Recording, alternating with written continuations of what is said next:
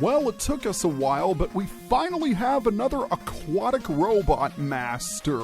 It's time to pursue Dive Man, who, fittingly enough, looks like a submarine.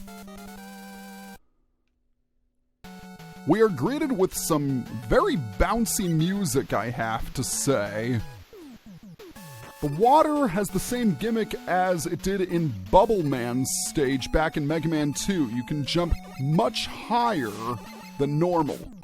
And it's also the return of the Gyotots. We saw them briefly in Toad Man's stage. That didn't last long, I have to say. Carelessness. It's one of an LPer's worst enemies. Dive Man's stage can be rather tricky because there are several awkward jumps you have to make, as well as plenty of death spikes. We are introduced to the main gimmick of this stage, M422As, robotic jellyfish that move up and down, so make sure you are not underneath, otherwise bad things will happen. We are also introduced to Metal Swims. Yes, as you can plainly see, they are Metals with scuba gear. On cue, the mini-boss for the stage. Meet Moby. How appropriate, he's a whale. Moby has 2 attacks. It launches really, really fast missiles at you, which are also homing. How exciting. And it can also drop mines while steadily bringing you closer to it in the process. There is a hidden area in Dive Man's stage that I want to be sure to go over. Thank you, Eddie, for that health, by the way. Oh, it's another Jumbig. Oh! Go away. I don't like you. And of course you respond. But I can slide under you with ease and grab the health. Okay, back to full power. Very nice indeed. I approve. Moving right along, we have another water section as well as a new enemy. This is Mantan. Mantan likes to swim and dive and try to home in on your position. There are a lot of homing enemies in this stage, I have to say.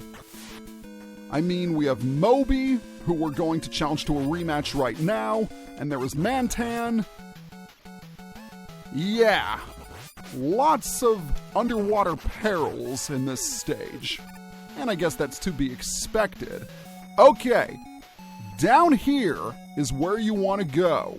This will not take us to the end. Instead, it's going to take us to a special room, as long as we can avoid the death spikes. Ah, there it is. Remember that capsule with the letter B we found in Pharaoh Man's stage? Well, this one has the letter W because it is the wire adapter.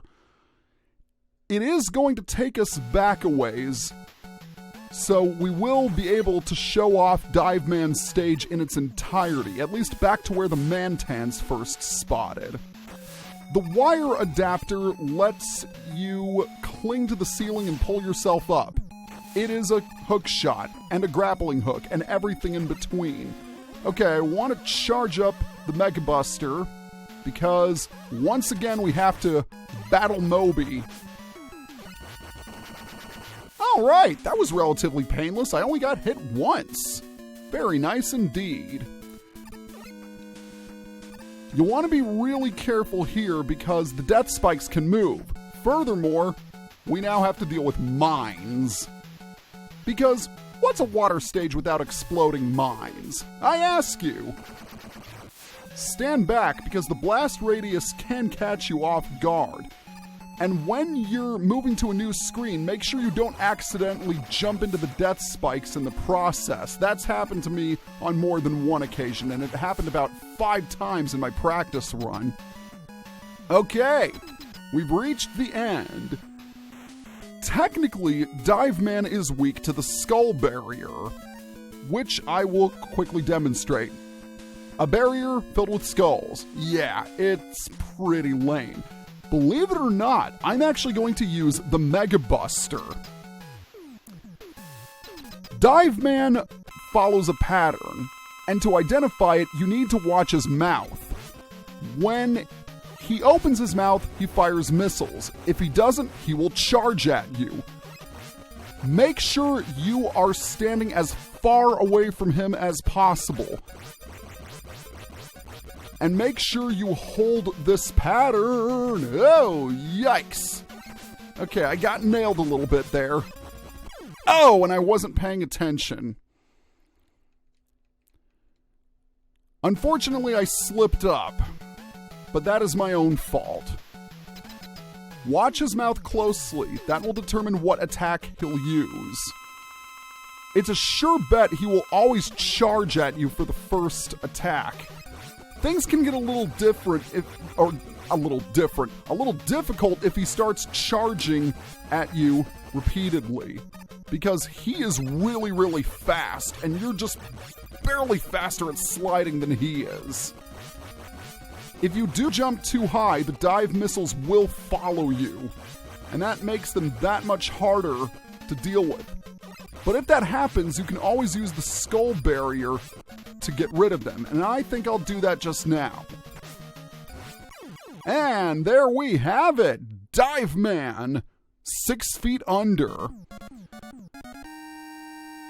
Okay, that wasn't too hard. The only reason why I kept choking was because of clumsiness. Weapon number 7 is the dive missile. The dive missile's pretty handy. It can move literally anywhere, which makes it very useful for defeating certain airborne enemies that can prove too agile for the pea shooter of doom. But with Dive Man's defeat, only one robot master remains. See you guys next time.